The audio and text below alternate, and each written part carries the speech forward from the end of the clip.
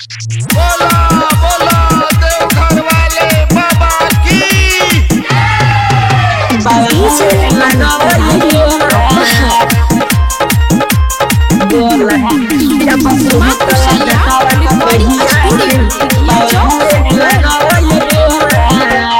देहिया में भसम लगाई लेल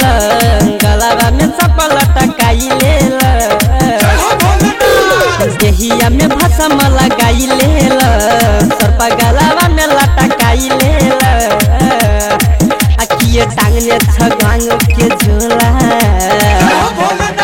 या बस होटल जटावा का कहिया से बाबा हाले लागब ये भोला या बस होटल जटावा का कहिया से बाबा हाले लागब ये भोला बाबा हाले लागब ये भोला बाबा हाले लागब ये भोला जटावा का कहिया से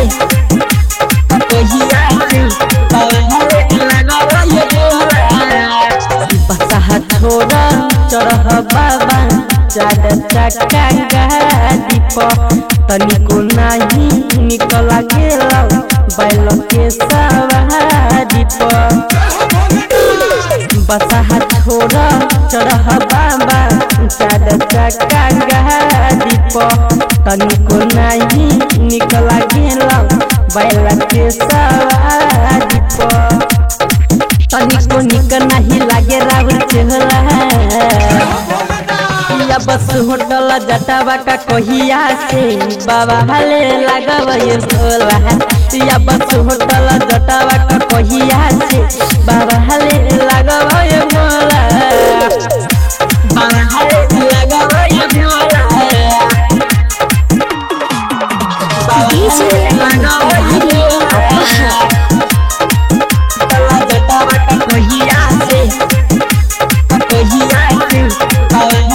लागब ये भोला तीनों लोग में रहुए बाबा बानी तो प्रचंड हो पर्वत पहाड़ पर बैठल बैठल करेला जिंदगी झंडा हो बाबा तीनों लोग में रहुए बाबा बानी तो प्रचंड हो पर्वत पहाड़ पर बैठल बैठल करेला जिंदगी झंडा हो बोल बम बम राजू पर मत बोला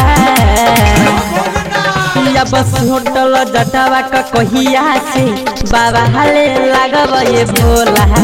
या बस होटल